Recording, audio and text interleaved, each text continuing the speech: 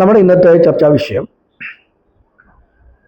നമ്മുടെ നാടിനെക്കുറിച്ച്, നമ്മുടെ രാജ്യത്തെക്കുറിച്ച്,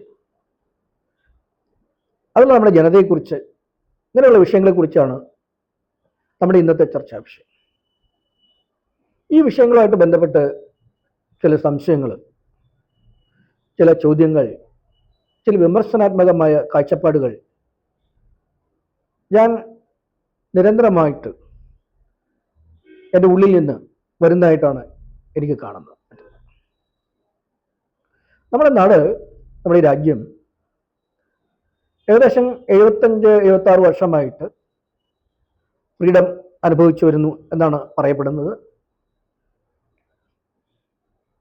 വിദേശികളുടെ, നൂറ്റാണ്ടുകളായിട്ടുള്ള വിദേശികളുടെ കുത്തകയായ ഭരണത്തിൽ നിന്നും നമ്മൾ മോചനം നേടിയിട്ട് ഏകദേശം 75-76 വർഷമായി. അതുകൊണ്ട് നമ്മുടെ നാടിൻ്റേതായിട്ടുള്ള ചില സാംസ്കാരികമായ അന്ധകാരത്തിൽ നിന്നും, ഫ്യൂഡലിസത്തിൽ നിന്നും എല്ലാം നമ്മൾ രക്ഷപ്പെട്ടു പോകുന്നത് ഈ പറയുന്ന 75-76 വർഷത്തോളമായി. നമുക്ക് ഒരു ഫ്രീഡം എന്ന് പറയുന്ന ഒരു കൺസെപ്റ്റ് നമുക്ക് ലഭിച്ചു. അതിൽ നമുക്ക് സർവ്വദേശീയമായിട്ടുള്ള ഒരു സ്റ്റാറ്റസോടുകൂടിയ ഒരു ഭരണഘടന, ഒരു കോൺസ്റ്റിറ്റ്യൂഷൻ നമ്മൾ നേടിയെടുത്തു. പക്ഷെ എന്നിട്ടും നമ്മുടെ നാട്ടിൽ എന്തൊക്കെയോ പ്രശ്നങ്ങളുള്ളതുപോലെ, എന്തൊക്കെയോ കാര്യങ്ങൾ നടക്കാത്തതുപോലെ, എന്തൊക്കെയോ പ്രോബ്ലം ഉള്ള പോലെ എനിക്ക് തോന്നുന്നുണ്ട്. നമ്മുടെ നാട്ടിൽ നമ്മൾക്ക് മനുഷ്യ റിലേഷൻസ് ഇപ്പോഴും ശരിയായി വർക്ക് ചെയ്യുന്നതായിട്ട് കാണുന്നില്ല. അതിൽ അവരുടെ വെൽഫെയർ വേണ്ട രീതിയിൽ വർക്ക് ചെയ്യുന്നതായിട്ട് കാണുന്നില്ല. ജനങ്ങൾക്ക് അവരുടേതായിട്ടുള്ള, ജനങ്ങളുടെ നമ്മുടെ പല രീതിയിലും നമ്മൾ പ്രസന്റ് ചെയ്തിരിക്കുന്ന അവരുടെ റൈറ്റ്സിനെ, ഹ്യൂമൻ റൈറ്റ്സ് വേണ്ട രീതിയിൽ എൻജോയ് ചെയ്യുന്നതായിട്ട് നമുക്ക് കാണാൻ പറ്റുന്നില്ല. അതുപോലെ നമ്മുടെ രാജ്യത്തും നമ്മുടെ ജനങ്ങൾക്കും പൊതുവെ നമ്മുടെ നാടിനും വേണ്ട രീതിയിലുള്ള പ്രോഗ്രസ് അഥവാ ഡെവലപ്മെന്റ് നമുക്ക് കാണാൻ പറ്റുന്നില്ല. ഇതെല്ലാം കൂടെ ചേർത്ത് വായിക്കുമ്പോൾ ഇവിടെയൊക്കെ എന്തൊക്കെയോ പ്രശ്നങ്ങളുള്ളതായിട്ടാണ് എനിക്ക് കാണാൻ കഴിയുന്നത്. നമ്മൾ വെറുതെ വെസ്റ്റേൺ ദേശത്തേക്ക്, അതായത് യൂറോപ്പിലേക്ക് നോക്കിയാൽ മതി. ഉദാഹരണമായിട്ട് നമുക്ക് ബ്രിട്ടൻ എന്ന് പറയുന്ന സ്റ്റേറ്റിനെ ഒന്ന് നോക്കുക. അതുപോലെ ഫ്രാൻസിനെ ഒന്ന് നിരീക്ഷിക്കുക. അമേരിക്കൻ നാടുകളെ, പൊതുവെ എന്നിട്ട് വെസ്റ്റേൺ നേഷൻസിനെ നമ്മൾ ഒന്ന് നോക്കുക. നമ്മളീ പറയുന്ന പ്രധാനപ്പെട്ട നേഷൻസ് പോലെ തന്നെ എല്ലാം വളരെ ഡെവലപ്ഡ് ആയിട്ടുള്ള നേഷൻസ് ആണ്. റിച്ച് നേഷൻസ് നമ്മൾ പൊതുവെ പറഞ്ഞു, വളരെ ഡെവലപ്ഡ് ആയിട്ടുള്ള നേഷൻസ് ആണ്. വളരെ പ്രോഗ്രസീവ് ആയിട്ടുള്ള കാര്യങ്ങളാണ് അവിടെ നടക്കുന്നത്. വളരെ പവർഫുൾ ആയിട്ടുള്ള, വളരെ ലിബറൽ ആയിട്ടുള്ള ബിസിനസ്സും, അതുപോലെ തന്നെങ്കിൽ സയൻസ് ആൻഡ് ടെക്നോളജിയുടെ അനുസ്യൂതമായ വളരെ ദ്രുതഗതിയിലുള്ള പ്രോഗ്രസ്സും, അത് ഇൻഡസ്ട്രിയൽ ആയിട്ടുള്ള കാര്യങ്ങൾ വളരെ സ്പീഡിൽ ഹൈ ജനറേറ്റീവായിട്ട് നടക്കുന്ന രാജ്യങ്ങളാണ് ഈ വെസ്റ്റേൺ രാജ്യങ്ങൾ. അതിലവിടുത്തെ ജനങ്ങളുടെ ഹ്യൂമൻ റിലേഷൻസ് വളരെ റീസണബിളായിട്ട് മെയിൻറ്റെയിൻ ചെയ്യപ്പെടുന്നതായിട്ട് നമുക്ക് കാണാം. വെസ്റ്റേൺ ഇന്ത്യൻസ് പൊതുവെ എല്ലാവരും വളരെ നന്നായിട്ടുള്ള ഫ്രീഡം അനുഭവിക്കുകയും ഹ്യൂമൻ റൈറ്റ്സ് അനുഭവിക്കുകയും ചെയ്യുന്നതായിട്ട് നമുക്ക് പൊതുവെ കാണാൻ പറ്റുന്നതാണ്. അങ്ങനെ പൊതുവെ വെസ്റ്റേൺ ഡെവലപ്ഡ് നേഷൻസ് എല്ലാം, ഇത് മാത്രമല്ല, ലോകത്തിന് കണ്ടിന്യൂസ് ആയിട്ട് തുടർച്ചയായിട്ട് പല പല കാര്യങ്ങളും, മിക്കവാറും എല്ലാ കാര്യങ്ങളിലും സംഭാവനകൾ നൽകിക്കൊണ്ടിരിക്കുന്നത് ഈ യൂറോപ്പാണ്, അല്ലെങ്കിൽ വെസ്റ്റേൺ രാജ്യങ്ങളാണ്. ഇനി മറ്റൊരു നമുക്ക് കാണാം. ഇപ്പം നമുക്ക് തന്നെ ഏഷ്യൻ രാജ്യങ്ങളായിരിക്കുന്ന സോവിയറ്റ് യൂണിയൻ അഥവാ ഇന്നത്തെ റഷ്യ, അതുപോലെ ചൈന, അതുപോലെ ജപ്പാൻ പോലുള്ള ഏഷ്യൻ രാജ്യങ്ങൾ. ഈ രാജ്യങ്ങൾ നമ്മൾ നോക്കിയിട്ടുണ്ടെങ്കിൽ എത്ര സ്പീഡിലാണ് ഡെവലപ്മെൻറ്റ് നടക്കുന്നത്, എത്ര സ്പീഡിലാണ് പുരോഗതിയും ഡെവലപ്മെൻറ്റും രാജ്യത്തിൻ്റെയും ജനങ്ങളുടെ എല്ലാം പുരോഗതിയും ഡെവലപ്മെൻറ്റും നടക്കുന്നത്. ഉദാഹരണം റഷ്യ തന്നെ, അല്ലെങ്കിൽ സോവിയറ്റ് യൂണിയൻ എടുക്കുക. അവർ ഏകദേശം 1914-19 ചില റെവല്യൂഷൻസിന് ശേഷം ഏകദേശം 40 വർഷം കൊണ്ട് ലോകത്തിലെ നമ്പർ 1 സൂപ്പർ പവർ ആയിട്ട് മാറി എന്നുള്ളതാണ് നമുക്ക് കാണാൻ പറ്റുന്നത് സോവിയറ്റ് റഷ്യ. ഇന്ന് ലോകത്തിലെ ഏറ്റവും നമ്പർ 1 സൂപ്പർ പവറാണ് സോവിയറ്റ് റഷ്യ, ഇന്നത്തെ റഷ്യ. മാത്രമല്ല, ലോകത്തിലെ ബാലൻസ് നിലനിർത്തുന്നതിൽ മുഖ്യ പങ്ക് വഹിക്കുന്ന ഒന്നും റഷ്യയുമാണ്. എല്ലാ മേഖലകളിലും റഷ്യ വളരെ അഭൂതപൂർവമായ വളർച്ചയാണ് കാഴ്ചവെച്ചിരിക്കുന്നത്. Science and technology, economics, commerce, politics, military, അതല്ലെന്നുണ്ടെങ്കിൽ ടെക്നിക്കൽ കൺസ്ട്രക്ഷൻ, എല്ലാ മേഖലയിലും സോവിയറ്റ് യൂണിയൻ അഥവാ ഇന്നത്തെ റഷ്യ വളരെ മുൻപന്തിയിലാണ്. അതുപോലെ നമ്മൾ ചൈനയിലേക്ക് നോക്കുകയാണെങ്കിൽ ഉദാഹരണമായിട്ട് 20-ാം നൂറ്റാണ്ടിൻ്റെ ആദ്യഭാഗത്ത് മാവോ സെത്തുങ്ങിൻ്റെയും സൻയാറ്റ്സിൻ്റെയും നേതൃത്വത്തിലുള്ള ചില റെവല്യൂഷൻസിന് ശേഷം ചൈന വളരെ ഫാസ്റ്റായിട്ട് ഡെമോക്രസിയിലൂടെയും അല്ലെങ്കിൽ കമ്മ്യൂണിസത്തിലൂടെയും മുന്നേറുകയും ഇന്ന് ലോകത്തിലെ ഏറ്റവും വലിയ പവർഫുൾ ആയിട്ടുള്ള അല്ലെങ്കിൽ ഏറ്റവും നല്ല സമ്പന്നമായുള്ള ഒരു രാജ്യമായിട്ട് ചൈന മാറിക്കൊണ്ടിരിക്കുകയാണ്. എല്ലാ രീതിയിലും സ്വയം പര്യാപ്തമായ, എല്ലാ രീതിയിലും ഡെവലപ്ഡ് ആയിട്ടുള്ള സയൻസ് ആൻഡ് ടെക്നോളജിയുടെ കാര്യത്തിലാണെങ്കിലും സാമ്പത്തികമായ കാര്യത്തിലാണെങ്കിലും ജനതയുടെ യൂണിഫിക്കേഷൻ്റെയും ഇന്റഗ്രിറ്റിയുടെയും സോളിഡാരിറ്റിയുടെയും കാര്യത്തിലാണെങ്കിലും ചൈന ഇന്ന് സൂപ്പർ പവറുകളിൽ ഒന്നായിട്ട് മാറിക്കൊണ്ടിരിക്കുകയാണ്. അതിൽ ഏഷ്യയിൽ ജപ്പാൻ്റെ കഥ എടുത്തു നോക്കുക. ജപ്പാനാണെങ്കിൽ തന്നെ എന്താണ് സെക്കൻഡ് വേൾഡ് വാർ കാലത്ത് വളരെ അതിദാരുണമായി ചില അണുബോംബുകളുടെ പ്രകടനം മൂലം നശിച്ച് താഴേക്ക് അടിഞ്ഞുപോയ ഒരു രാജ്യമാണത്. പക്ഷെ അത് കാര്യങ്ങൾ തിരിച്ചറിഞ്ഞു കഴിഞ്ഞപ്പോൾ വളരെ ദ്രുതഗതിയിൽ അവർ ഉണർന്നെഴുതുകയും ഒരു ഫിനിക്സ് പക്ഷിയെപ്പോലെ അത് ഉയർന്ന് സഞ്ചരിക്കുകയും പറക്കുകയും അങ്ങനെ ഡെവലപ്മെൻറ്റിൻ്റെയും പുരോഗതിയിലെയും ഉയരങ്ങളിലേക്ക് അത് നീന്തിത്തുടിക്കുകയും ചെയ്തു എന്നുള്ളതാണ് നമുക്ക്. അങ്ങനെ നമുക്ക് ചുറ്റുപാടും വെസ്റ്റേൺ ആണെങ്കിലും നോർത്താണെങ്കിലും ഈസ്റ്റേൺ ദേശത്താണെങ്കിലും പെട്ടെന്നുള്ള ദ്രുതഗതിയിൽ വളരെ സ്പീഡിൽ ഇങ്ങനെ ഡെവലപ്മെൻറ്റ് സംഭവിക്കുമ്പോൾ വളരെ സ്പീഡിൽ ജനങ്ങൾ പുരോഗതിയെയും ഡെവലപ്മെൻറ്റിനെയും പ്രാപിക്കുമ്പോൾ നമ്മുടെ രാജ്യത്തിന് എന്താണ് സംഭവിച്ചത്? എന്തുകൊണ്ടാണ് നമ്മുടെ രാജ്യത്ത് ഇതുപോലെ ഒരു ഡെവലപ്മെൻറ്റ് അല്ലെങ്കിൽ പുരോഗതി, അല്ലെങ്കിൽ എന്തുകൊണ്ടാണ് നമ്മുടെ രാജ്യത്തെ ജനങ്ങൾ ഒരു യൂണിഫിക്കേഷന് വിധേയമാകാത്തത്? എന്തുകൊണ്ടാണ് നമ്മുടെ രാജ്യത്ത് ഇപ്പോഴും ഹ്യൂമൻ റിലേഷൻസ്, നമ്മുടെ സമൂഹത്തിൻ്റെ സോഷ്യൽ റിലേഷൻസ് വേണ്ട രീതിയിൽ മെയിൻറ്റെയിൻ ചെയ്യപ്പെടാത്തത്? എന്തുകൊണ്ടാണ് നമ്മൾ ഒരു നല്ല കോൺസ്റ്റിറ്റ്യൂഷൻ, ഒരു നല്ല ഡെമോക്രാറ്റിക് റിപ്പബ്ലിക്കൻ കോൺസ്റ്റിറ്റ്യൂഷൻ നമ്മൾ സ്വീകരിക്കുകയും നമ്മൾ അക്സെപ്റ്റ് ചെയ്യുകയും ചെയ്തിട്ട് എന്തുകൊണ്ടാണ് നമ്മുടെ സമൂഹം ഇപ്പോഴും പഴയ രീതിയിലുള്ള അന്ധകാരത്തിലും പഴയ രീതിയിലുള്ള ബാക്ക്വേർഡ്നെസ്സിലും ദാരിദ്ര്യത്തിലും കിടക്കുന്നത്? അതുപോലെ നമ്മുടെ രാജ്യം ഇപ്പോഴും എന്തുകൊണ്ടാണ് സയൻസ് ആൻഡ് ടെക്നോളജിയിൽ യാതൊരു രീതിയിലുള്ള പുരോഗതിയും ഒരു ഡെവലപ്മെൻറ്റും പ്രാപിക്കാതെ കിടക്കുന്നത്? അതുപോലെ എല്ലാവരുടെയും സംശയം, അല്ലെങ്കിൽ ഞാൻ ചോദിക്കുന്നത്, എന്തുകൊണ്ടാണ് ഇന്ത്യയിൽ ഇത്രയും നാളായിട്ട് ശരിയായിട്ടുള്ള ഒരു പൊളിറ്റിക്കലായിട്ടുള്ള കൾച്ചർ ഡെവലപ്പ് ചെയ്യാത്തത്? ഇതെല്ലാം ഇപ്പോഴും ഒരു പ്രശ്നമായിട്ടും ഒരു ഒരു ഒരു ചോദ്യമായിട്ടും ഒരു സംശയമായിട്ടും എപ്പോഴും നമ്മളെങ്ങനെ വേട്ടയാടിക്കൊണ്ടിരിക്കുകയാണ്. നമ്മൾ ഈ പറഞ്ഞ കാര്യങ്ങളിൽ സ്റ്റേറ്റിൻ്റെ ഓവറോൾ ആയിട്ടുള്ള അല്ലെങ്കിൽ അതിൻ്റെ ഫങ്ഷൻ, അതിൻ്റെ സ്ട്രക്ചർ, അല്ലെങ്കിൽ ഈ സ്റ്റേറ്റിൻ്റെ ഓവറായിട്ടുള്ള ഫങ്ഷനായിട്ട് ബന്ധപ്പെട്ട് നമ്മൾ സ്വീകരിച്ചിരിക്കുന്ന, നമ്മൾ അക്സെപ്റ്റ് ചെയ്തിരിക്കുന്ന ഈ കോൺസ്റ്റിറ്റ്യൂഷനകത്ത് പറഞ്ഞിരിക്കുന്ന ചില പ്രിൻസിപ്പിൾസ് ആയിരിക്കുന്ന ഡെമോക്രസിയും അല്ലെങ്കിൽ അഥവാ സെക്കുലറിസവും അഥവാ സോഷ്യലിസവും എല്ലാം വേണ്ട രീതിയിലാണോ വർക്ക് ചെയ്യുന്നത്? അല്ലെങ്കിൽ നമ്മളെ സ്റ്റേറ്റ് സംവിധാനത്തെ സംരക്ഷിച്ചു നിർത്തുന്ന രീതിയിലുള്ള, അല്ലെങ്കിൽ അതിനെ മെയിൻറ്റെയിൻ ചെയ്യുന്ന രീതിയിലാണോ നമ്മൾ ഈ പറഞ്ഞിരിക്കുന്ന പ്രിൻസിപ്പിൾസ് ഇന്ത്യയിൽ വർക്ക് ചെയ്യുന്നത്? അല്ലെങ്കിൽ മറ്റു രീതിയിൽ കൂടെ പറയുകയാണെങ്കിൽ നമ്മുടെ കോൺസ്റ്റിറ്റ്യൂഷനകത്ത് പറഞ്ഞിരിക്കുന്ന ഡെമോക്രസിയും സെക്കുലറിസവും എന്താണോ കോൺസ്റ്റിറ്റ്യൂഷൻ ഉദ്ദേശിക്കുന്നത് അത് ആ രീതിയിലാണോ ഇന്ത്യയിൽ വർക്ക് ചെയ്യുന്നത് എന്നുള്ളത് നമുക്ക് പരിശോധിക്കാവുന്നതാണ്. നമുക്കറിയാം, ഈ സ്റ്റേറ്റ് എന്നുള്ള സങ്കല്പം ഇന്ത്യൻ കോൺസ്റ്റിറ്റ്യൂഷനായിട്ട് ബന്ധപ്പെട്ട അല്ലെങ്കിൽ ഇന്ത്യൻ ചരിത്രമായിട്ട് ബന്ധപ്പെട്ട ഒന്നല്ല. സ്റ്റേറ്റ് എന്നുള്ളത് യൂറോപ്പിൻ്റെ ചരിത്രമായിട്ട് ബന്ധപ്പെട്ട ഒരു സങ്കല്പമാണ്.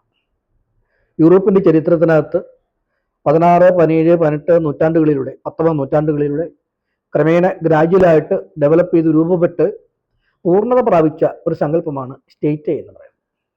ഈ സ്റ്റേറ്റിനെ നേഷൻ സ്റ്റേറ്റ് എന്ന് പറയാറുണ്ട്. അതിന് പരിപൂർണമായ ഒരു അബ്സൊല്യൂട്ട് സ്വഭാവത്തോടു കൂടിയ സങ്കല്പമാണ് മോഡേൺ സ്റ്റേറ്റ് എന്ന് പറയുന്നത്.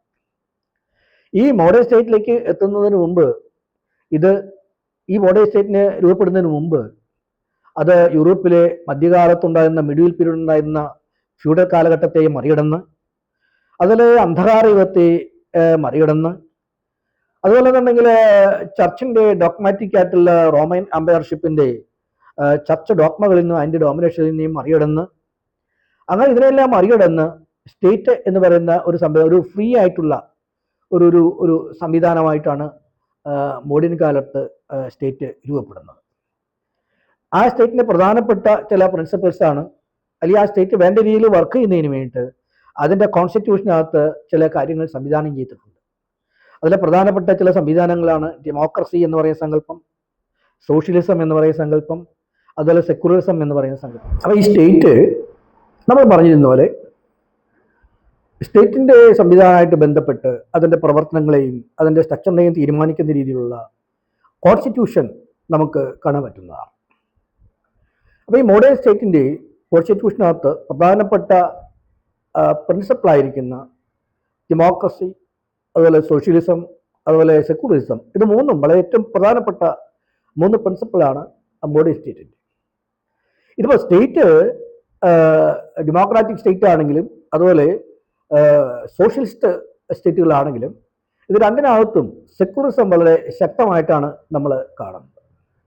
ഈ സെക്യുലറിസം എന്നുകൊണ്ട് ഉദ്ദേശിക്കുന്നത് നൂറ്റാണ്ടുകളായിട്ട് സ്റ്റേറ്റ് ഡെവലപ്പ് ചെയ്ത് വന്ന അല്ലെങ്കിൽ രൂപപ്പെട്ടു വന്ന കാലത്ത് സ്റ്റേറ്റിനെ പൂർണ്ണമായിട്ടും പൊതുവെ ചർച്ചിൻ്റെ, അതായത് തിയോക്രാറ്റിക് ആയിട്ടുള്ള ചർച്ചിൻ്റെയും അല്ലെങ്കിൽ റിലീജിയൻ്റെയും ഇടപെടലിൽ നിന്ന് സ്റ്റേറ്റിനെ മോചിപ്പിക്കുകയും സ്റ്റേറ്റിനെ ഒരു ഫ്രീ ആയിട്ടുള്ള ലെവലിൽ നിർത്തുക എന്നുള്ളതാണ് ഈ സെക്യുലറിസം കൊണ്ട് ഉദ്ദേശിക്കുന്നത്.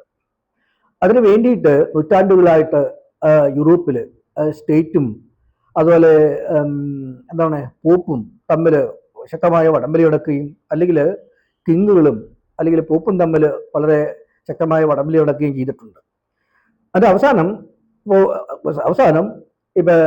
18-ാം നൂറ്റാണ്ടിലെ നെപ്പോളിയൻ്റെ കാലത്ത്, പിന്നെ അതുപോലെ തന്നെ 18-19 നൂറ്റാണ്ടിൽ ഇംഗ്ലണ്ടിൻ്റെ ശക്തമായ ഇടപെടൽ മൂലവും സ്റ്റേറ്റ് ക്രമേണ ഒരു സെക്യുലർ സ്റ്റേറ്റായിട്ട് മാറുകയും അതിൻ്റേതായ രീതിയിൽ ഒരു പൂർണ്ണത പ്രാപിക്കുകയും ചെയ്യുന്നതായിട്ടാണ് നമ്മൾ കണ്ടുവന്നിരിക്കുന്നത്. എന്തിനാണ് സ്റ്റേറ്റ് സെക്യുലർ ആകുന്നത് എന്ന് വെച്ചിട്ടുണ്ടെങ്കിൽ, സ്റ്റേറ്റിൻ്റേതായുള്ള പ്രവർത്തനങ്ങളെ, സ്റ്റേറ്റുമായിട്ട് ബന്ധപ്പെട്ട ജനങ്ങളുടെ ഡെവലപ്മെൻറ്റ്, സ്റ്റേറ്റിൻ്റെ പുരോഗതി, അതിൻ്റെ വളർച്ച, അല്ലെങ്കിൽ ജനങ്ങളുടെ വെൽഫെയർ, അല്ലെങ്കിൽ അവരുടെ അവകാശങ്ങൾ, ഹ്യൂമൻ റൈറ്റ്സ്, ഇതിൻ്റെ എല്ലാം പൂർണ്ണമായിട്ടുള്ള എൻജോയ്മെൻറ്റും അതിന് പൂർണ്ണമായിട്ടുള്ള ഒരു ഡെവലപ്മെൻറ്റും, അല്ലെങ്കിൽ അത് പൂർണ്ണമായിട്ട് മനുഷ്യൻ്റെ ലൈഫിനകത്ത് ശരിയായ രീതിയിൽ അതിൻ്റെ റിസൾട്ട് പ്രൊഡ്യൂസ് ചെയ്യുന്നതിനും ജനങ്ങൾക്ക് ശരിയായ രീതിയിലുള്ള ഫ്രീഡവും അവകാശങ്ങളും എക്സ്പീരിയൻസ് ചെയ്യുന്നതിനും, അല്ലെങ്കിൽ ജനങ്ങളുടെയും സ്റ്റേറ്റിൻ്റെയും പൂർണ്ണമായ വളർച്ചയും അതിൻ്റെ വികാസവും അതിൻ്റേതായിട്ടുള്ള ഒരു പെർഫെക്റ്റ് ആയിട്ടുള്ള ഒരു പ്രവർത്തനങ്ങളിലേക്ക് ഒരു പ്രൊട്ടക്ഷൻ കിട്ടുന്നതിന് വേണ്ടിയിട്ട് ഈ സെക്യുലറിസം എന്ന് പറയുന്ന പ്രിൻസിപ്പിൾ വളരെ ശക്തമായിട്ട് വർക്ക് ചെയ്യുന്നതായിട്ടാണ് നമുക്ക് കാണാൻ പറ്റുന്നത്.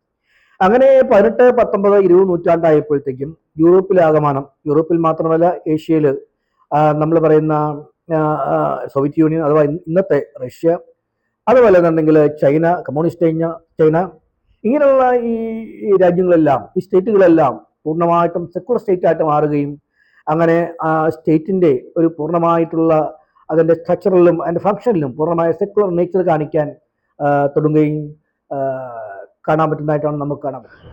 അങ്ങനെ ഈ സ്റ്റേറ്റ് അക്സെപ്റ്റ് ചെയ്തിരിക്കുന്ന കോൺസ്റ്റിറ്റ്യൂഷൻ, അതിനകത്ത് ഈ സെക്യുലറിസം എന്ന് പറയുന്ന ഐഡിയ വളരെ ശക്തമായിട്ട് ഉൾക്കൊള്ളുകയും അതനുസരിച്ച് മോഡേൺ സ്റ്റേറ്റുകൾ അതിൻ്റെ വേണ്ട രീതിയിൽ തന്നെ ശരിയായ രീതിയിൽ തന്നെ പ്രവർത്തിക്കുകയും ചെയ്യുന്നു എന്നുള്ളത് കൊണ്ടാണ് ഐഡിയോളജിക്കലായിട്ട് നമ്മൾ സംസാരിക്കുകയാണെങ്കിൽ ഡെമോക്രസി അതിൻ്റെ ശക്തമായ രീതിയിൽ പ്രവർത്തിക്കുകയും, അതുപോലെ തന്നെ സോഷ്യലിസം ആണെങ്കിലും കമ്മ്യൂണിസം ആണെങ്കിലും റഷ്യയിലും ചൈനയിലും വളരെ ശക്തമായിട്ട് പ്രവർത്തിക്കുകയും, അങ്ങനെ ജനങ്ങളുടെ സമൂഹത്തിൻ്റെ ഒരു സോളിഡാരിറ്റിയും യൂണിഫിക്കേഷനും ഇൻറ്റഗ്രിറ്റിയും ശരിയായ രീതിയിൽ സംഭവിക്കുകയും ജനങ്ങളുടെ വെൽഫെയർ അല്ലെങ്കിൽ സ്റ്റേറ്റിൻ്റെ ഇൻറ്റഗ്രിറ്റി ഇതെല്ലാം നന്നായിട്ട് മുന്നോട്ട് പോവുകയും ചെയ്യുന്നതായിട്ട് നമുക്ക് കാണാൻ പറ്റുന്നതാണ്. മാത്രമല്ല ഡെമോക്രസിയെ സംബന്ധിച്ചിടത്തോളം ഇപ്പോൾ യൂറോപ്പിൽ ഫ്രാൻസ്, അതുപോലെ ഇംഗ്ലണ്ട്, അമേരിക്ക എന്നീ രാജ്യങ്ങളിൽ ഡെമോക്രസി വളരെ ശക്തമായിട്ട് വർക്ക് ചെയ്യുന്നതായിട്ടാണ് നമുക്ക് കാണാൻ പറ്റുന്നത്. അതുകൊണ്ടാണ് ശരിക്ക് എന്താ പറയുന്നത്, നമുക്ക് കോൺസ്റ്റിറ്റ്യൂഷനിൽ നമ്മൾ സംവിധാനം ചെയ്യുന്നതനുസരിച്ച് പാർലമെന്റ് ഡെമോക്രസി നന്നായിട്ട് വർക്ക് ചെയ്യുകയും, അതുപോലെ ഹ്യൂമൻ റൈറ്റ്സ് നന്നായിട്ട് വർക്ക് ചെയ്യുകയും, അതുപോലെ ഇലക്ഷൻ പോലുള്ള കാര്യങ്ങൾ നന്നായിട്ട് വർക്ക് ചെയ്യും. അങ്ങനെ ലോകത്തിന് നിരന്തരമായിട്ടുള്ള സംഭാവന നൽകിക്കൊണ്ട് മനുഷ്യൻ്റെ അവൻ്റെ ഇൻ്റലക്ച്വലായിട്ടുള്ള അല്ലെങ്കിൽ സോഷ്യലായിട്ടുള്ള പൊളിറ്റിക്കലായിട്ടുള്ള കാര്യത്തിനെ എപ്പോഴും ജനറേറ്റ് ചെയ്തുകൊണ്ടിരിക്കുന്നതായിട്ടാണ് നമുക്ക് കാണാൻ പറ്റും. അങ്ങനെ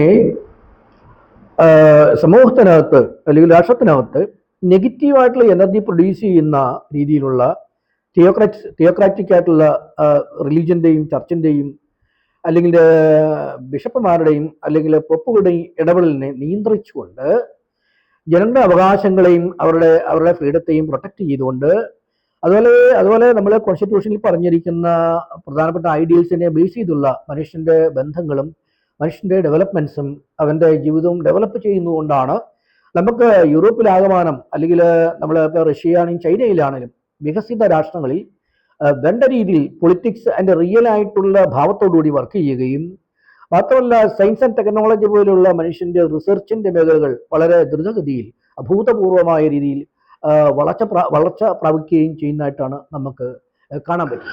നമുക്ക് അങ്ങനെ നമ്മൾ ഇന്ന് കാണുന്നത് പോലെ ഈ പറയുന്ന ഡെവലപ്ഡ് നേഷൻസിൽ അല്ലെങ്കിൽ വികസിതമായിട്ടുള്ള പ്രവർത്തിക്കുന്ന ഈ രാഷ്ട്രങ്ങളിലെല്ലാം പൊതുവെ ഒരു ഡെമോക്രാറ്റിക് ഹാർമണി നമുക്ക് കാണാൻ പറ്റുന്നതാണ്. പ്രത്യേകിച്ച് യൂറോപ്പിൽ ഈ ഡെമോക്രാറ്റിക് ഹാർമണി എന്ന് പറഞ്ഞിട്ടുണ്ടെങ്കിൽ നമ്മുടെ കോൺസ്റ്റിറ്റ്യൂഷനകത്ത് നമ്മൾ സംവിധാനം ചെയ്തിരിക്കുന്ന അല്ലെങ്കിൽ പറഞ്ഞിരിക്കുന്ന പ്രധാനപ്പെട്ട ചില ബേസിക് പ്രിൻസിപ്പിളായിരുന്ന ഇക്വാലിറ്റി പോലുള്ള പ്രിൻസിപ്പിൾസ്, ഫ്രറ്റേണിറ്റി പോലുള്ള പ്രിൻസിപ്പിൾസ്, അല്ലെങ്കിൽ എന്നുണ്ടെങ്കിൽ ഫ്രീഡം പോലെയുള്ള പ്രിൻസിപ്പിൾസ്, അതുപോലെ ജസ്റ്റിസ് സങ്കല്പങ്ങൾ, ഇതെല്ലാം ഒരു രീതിയിൽ അല്ലെങ്കിൽ മറ്റു രീതിയിൽ അല്ലെങ്കിൽ എന്താണ് ജനങ്ങളുടെ ഡെവലപ്മെൻറ്റുമായിട്ട് ബന്ധപ്പെട്ട് അവരുടെ ഫ്രീഡവുമായിട്ട് ബന്ധപ്പെട്ട് അവരുടെ ഹ്യൂമൻ റൈറ്റിൻ്റെ എൻജോയ്മെൻറ്റുമായിട്ട് ബന്ധപ്പെട്ട് വേണ്ട രീതിയിൽ പ്രവർത്തിക്കുന്നതായിട്ടാണ് നമുക്ക് ഇതിനെല്ലാം മനസ്സിലാകുന്നത്. ഇങ്ങനെ നമ്മൾ യൂറോപ്യൻ രാഷ്ട്രങ്ങളിൽ വികസിത രാഷ്ട്രങ്ങൾ നമ്മൾ കാണുന്ന ഒരു സാമൂഹ്യ അവസ്ഥയോ അല്ലെങ്കിൽ രാഷ്ട്രീയ അവസ്ഥയോ അല്ലെങ്കിൽ സയൻസ് ആൻഡ് ടെക്നോളജിയുടെ പുരോഗതിയോ അല്ലെങ്കിൽ നമ്മൾ ഏഷ്യൻ രാജ്യങ്ങളിൽ നമ്മൾ പൊതുവെ കണ്ട പ്രധാനപ്പെട്ട വികസിത രാഷ്ട്രങ്ങളായിരിക്കുന്ന റഷ്യ പോലുള്ള രാജ്യം, അതുപോലെ ഉണ്ടെങ്കിൽ ചൈന പോലുള്ള രാജ്യം അല്ലെങ്കിൽ ജപ്പാൻ പോലുള്ള രാജ്യങ്ങൾ, ഇവിടെ നമ്മൾ കാണുന്ന സാമൂഹ്യ അവസ്ഥയോ സാമൂഹ്യ ബന്ധങ്ങളോ അല്ലെങ്കിൽ രാഷ്ട്രീയ ബന്ധങ്ങളോ അല്ലെങ്കിൽ സയൻസ് ആൻഡ് ടെക്നോളജിയുടെ പുരോഗതിയൊന്നും നമ്മൾ കാണുന്നില്ല. മാത്രമല്ല സാമ്പത്തിക പുരോഗതിയൊന്നും നമ്മൾ നമ്മുടെ നാട്ടിൽ കാണുന്നില്ല. ഇതിന് കാരണം എന്താണെന്നുള്ളത് ഞാൻ മനസ്സിലാക്കിയത് അല്ലെങ്കിൽ നമുക്ക് മനസ്സിലാക്കാൻ പറ്റുന്നത്, ഇവിടെ മനുഷ്യനെ നിയന്ത്രിക്കുന്ന ചില നെഗറ്റീവ് എനർജി പ്രൊഡ്യൂസ് ചെയ്യുന്ന ചില ബന്ധങ്ങൾ, ചില ബാക്ക്ഗ്രൗണ്ട് സിറ്റുവേഷൻസ് ഇപ്പോഴും വർക്ക് ചെയ്യുന്നുണ്ട് എന്നുള്ളതാണ്. ആ ബാക്ക്ഗ്രൗണ്ട് സിറ്റുവേഷൻ എങ്ങനെയാണെന്നുണ്ടെങ്കിൽ മനുഷ്യരുടെ ഇടയിൽ വളരെ ശക്തമായിട്ടുള്ള ഡിസ്ക്രിമിനേറ്ററി പ്രാക്ടീസസ്, അതായത് വിവേചനപരമായിട്ടുള്ള ഇടപെടൽ നടത്തുന്ന കുറേ ബാക്ക്ഗ്രൗണ്ട് സോഷ്യൽ, പൊളിറ്റിക്കൽ അല്ലെങ്കിൽ കൾച്ചറൽ അല്ലെങ്കിൽ ട്രഡീഷണൽ ആയിട്ടുള്ള ചില കൾച്ചറിൻ്റെ എലമെൻറ്റുകൾ നമ്മുടെ ഇവിടെ കിടക്കുന്നു എന്നുള്ളതാണ്.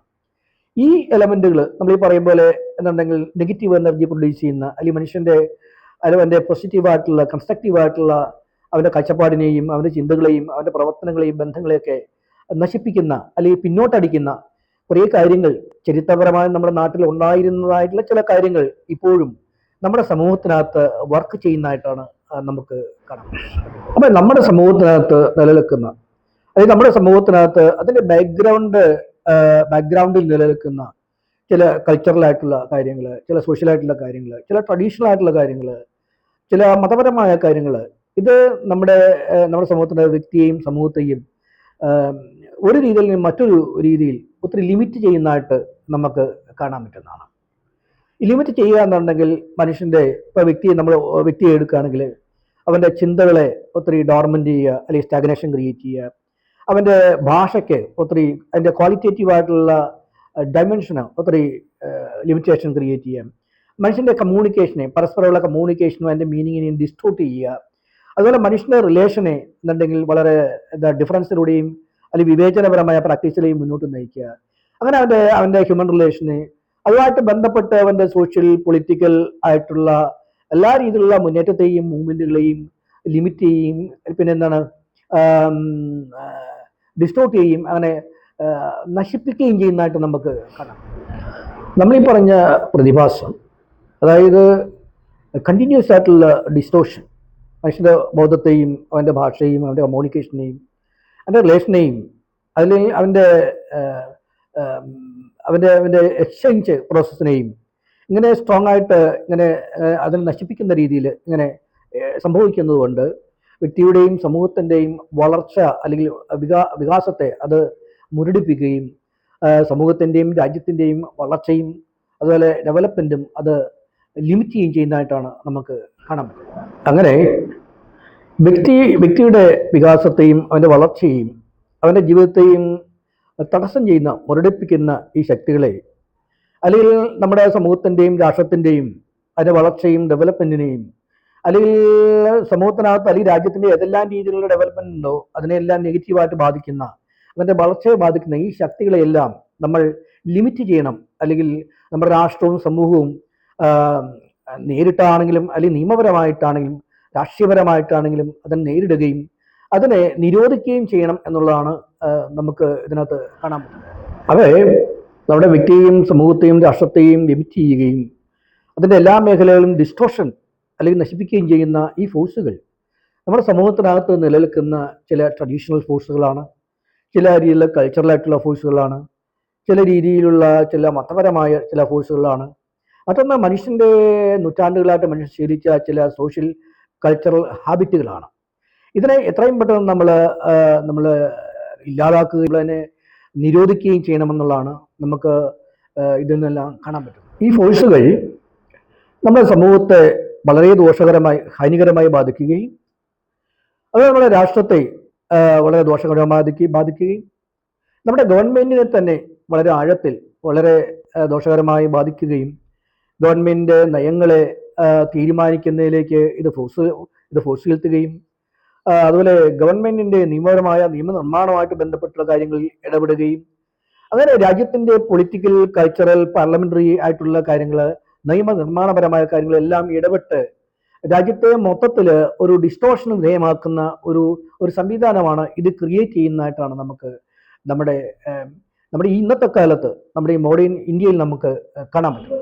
അങ്ങനെ ഈ പറയുന്ന ട്രഡീഷണൽ ആയിട്ടുള്ള ദോഷശക്തികൾ നമ്മുടെ സമൂഹത്തെയും രാഷ്ട്രത്തെയും എല്ലാ രീതിയിലും കടന്നാക്രമിക്കുകയും നമ്മുടെ രാജ്യത്തിൻ്റെ നയപരമായ കാര്യങ്ങളെ നശിപ്പിക്കുകയും സാമ്പത്തികമായ കാര്യങ്ങളെ നശിപ്പിക്കുകയും അങ്ങനെ രാഷ്ട്ര നിർമ്മാണ പദ്ധതിയെ ആകമാനം തകിടം മറിക്കുകയും ചെയ്തുകൊണ്ടിരിക്കുന്ന ഒരു കാഴ്ചയാണ് നമുക്ക് കാണാൻ പറ്റുന്നത്. നമ്മളീ പറഞ്ഞ പോലെ നമ്മുടെ രാജ്യത്തിൻ്റെ നമ്മുടെ സമൂഹത്തിൻ്റെ വളർച്ചയെയും പദ്ധതിയെയും രാഷ്ട്ര നിർമ്മാണത്തെയും തകർക്കുന്ന അല്ലെങ്കിൽ അതിനെ ഭംഗം വരുത്തുന്ന, അതിനെ മുരടിപ്പിക്കുന്ന, അതിനെ ഡിസ്റ്റോർട്ട് ചെയ്യുന്ന ഈ ശക്തികൾ ഏതാണ്? ഈ ശക്തികളാണ് നമ്മുടെ മോഡേൺ ഇന്ത്യയിൽ അറിയപ്പെടുന്ന ഹിന്ദുത്വ ഫോഴ്സുകൾ അഥവാ ഹിന്ദുത്വ ഗ്രൂപ്പുകൾ എന്നറിയപ്പെടുന്ന ഹിന്ദു ട്രഡീഷണൽ ഫോഴ്സ്. നമ്മുടെ നാടിനെയും നമ്മുടെ രാഷ്ട്രത്തെയും നമ്മുടെ സമൂഹത്തെയും എല്ലാത്തിനെയും ബാധിക്കുന്ന, എല്ലാത്തിനെയും നശിപ്പിക്കുന്ന ഈ ഫോഴ്സുകളാണ് പ്രധാനമായിട്ടും ഇന്ത്യയിലെ ഹിന്ദുത്വ ഫോഴ്സുകൾ. അത് പ്രധാനമായിട്ടും ഹിന്ദു ട്രഡീഷണൽ തീവ്രവാദ ഗ്രൂപ്പുകളായിരിക്കുന്ന RSSനെ പോലുള്ള സംഘടനകൾ, വിശ്വ ഹിന്ദു പരിഷത്തിനെ പോലുള്ള സംഘടനകൾ, ബജ്രംഗ് ദളിനെ പോലുള്ള സംഘടനകളാണ് നമ്മൾ ഈ പറയുന്ന ഹിന്ദുത്വ ഫോഴ്സ്. ഈ പറഞ്ഞ ഹിന്ദു വലതുപക്ഷ തീവ്ര ഗ്രൂപ്പുകൾ നമ്മുടെ ജനങ്ങളുടെ ഇടയിൽ എല്ലായിടത്തും, നാടിൻ്റെ എല്ലായിടത്തും, ഭാരതത്തിൻ്റെ എല്ലാ മുക്കിലും മൂലയും അത് പടർന്നു വന്നിരിക്കുകയും അല്ലെങ്കിൽ കടന്നു കയറുകയും എല്ലാ ഏരിയയിലും എല്ലാ ഫീൽഡിലും നാശങ്ങൾ ഉണ്ടാക്കുകയും ചെയ്തുകൊണ്ടിരിക്കുന്നതായിട്ടാണ് നമുക്ക് കാണാൻ പറ്റുന്നത്. പ്രത്യേകിച്ച് ഗവൺമെൻറ്റിൻ്റെ കാര്യങ്ങളിൽ, അതിൻ്റെ നയപരമായ കാര്യങ്ങൾ, രാഷ്ട്ര നിർമ്മാണപരമായ കാര്യങ്ങൾ, ഭരണപരമായ കാര്യങ്ങളിൽ അതുമല്ല നിയമനിർമ്മാണപരമായ കാര്യങ്ങളെല്ലാം ഇത് കടന്നു കഴിയുകയും സമൂലം രാഷ്ട്രത്തെ നശിപ്പിക്കുന്നതായിട്ടാണ് നമുക്ക് കാണാൻ പറ്റുന്നത്. ഇങ്ങനെയുള്ള ഈ ഹിന്ദു തീവ്രവാദ വലതുപക്ഷ ഗ്രൂപ്പുകളുടെ പൊളിറ്റിക്സിനെയും ഐഡിയോളജിയുമാണ് ചതുർവർണ്ണ്യം എന്ന് പറയുന്നത്. ചതുർവർണ്ണ്യം അഥവാ സനാതനധർമ്മം എന്ന് പറയുന്നത്. സനാതനധർമ്മം എന്ന് പറഞ്ഞാൽ ചതുർവർണ്ണ്യമല്ലാതെ മറ്റൊന്നുമല്ല. ഇതാണ് നൂറ്റാണ്ടുകളായിട്ട് നമ്മുടെ നാടിനെ നശിപ്പിക്കുന്നതും അതുപോലെ നമ്മുടെ നാടിൻ്റെ വളർച്ചയെയും ജീവിതത്തെയും എല്ലാം മുരടിപ്പിച്ച് നമ്മുടെ രാഷ്ട്രത്തെയും അതിൻ്റെ നിർമ്മാണത്തെയും ആകമാനം സമൂലം തകിടം മറിച്ചുകൊണ്ടിരിക്കുകയും ചെയ്യുന്നത്. ഓക്കെ, നൂറ്റാണ്ടുകളായിട്ട് നമ്മുടെ സമൂഹത്തിനകത്ത് സ്വയസിദ്ധമായ നാച്ചുറലായിട്ട് മനുഷ്യൻ ആർജിച്ചിരിക്കുന്ന അവൻ്റെ ജീവിത മൂല്യങ്ങളെ നശിപ്പിച്ചുകൊണ്ടിരിക്കുന്നത് ഈ ഹിന്ദുത്വ അഥവാ ചതുർവർണ്ണ്യ ഐഡിയോളജിയും അതിൻ്റെ പൊളിറ്റിക്സുമാണ്. നമ്മുടെ രാഷ്ട്രീയ മൂല്യങ്ങളെ നശിപ്പിച്ചുകൊണ്ടിരിക്കുന്നതും ഛിന്നഭിന്നമാക്കുന്നതും ഈ ഹിന്ദുത്വ ഐഡിയോളജിയും അതിൻ്റെ പൊളിറ്റിക്സുമാണ്.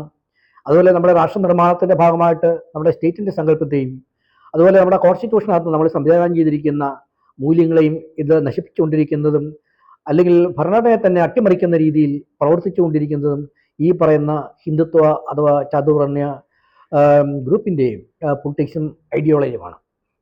ഈ ഹിന്ദുത്വ അല്ലെങ്കിൽ ചാതുർവർണ്ണ ഐഡിയോളജിയും പൊളിറ്റിക്സും പ്രാക്ടീസ് ചെയ്യുന്ന ഈ പറയുന്ന തീവ്രവാദ ഗ്രൂപ്പുകളെ ഇന്ത്യയിലെ എത്രയും പെട്ടെന്ന് നിരോധിക്കുകയും ഇല്ലാതാക്കുകയും ചെയ്തില്ലെങ്കിൽ അവർ ക്രമേണ ഇനിയും നമ്മുടെ സമൂഹത്തെയും നമ്മുടെ മൂല്യങ്ങളെയും നമ്മുടെ രാജ്യത്തെയും നമ്മുടെ ഡെമോക്രസിയെയും അതുപോലെ നമ്മുടെ കോൺസ്റ്റിറ്റ്യൂഷനെയും നശിപ്പിക്കും എന്നുള്ളതാണ് നമുക്ക് പൊതുവെ കാണാൻ പറ്റുന്നത്.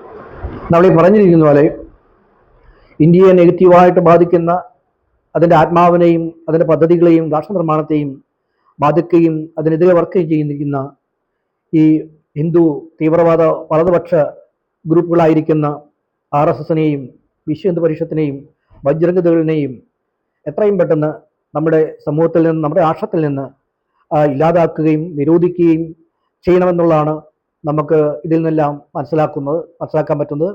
എങ്കിൽ മാത്രമേ നമ്മുടെ ജനത, നമ്മുടെ രാഷ്ട്ര നിർമ്മാതാക്കൾ വിഭാവനം ചെയ്തിരിക്കുന്നത് പോലെ നമ്മുടെ കോൺസ്റ്റിറ്റ്യൂഷനകത്ത് നമ്മൾ പറയുന്നത് പോലെ ഉള്ള ഒരു സംവിധാനം ഒരു സ്റ്റേജിലേക്ക് നമ്മുടെ സമൂഹവും രാഷ്ട്രവും ഉയരുകയുള്ളൂ എന്നുള്ളതാണ് നമുക്ക് കാണാൻ പറ്റുന്നത്.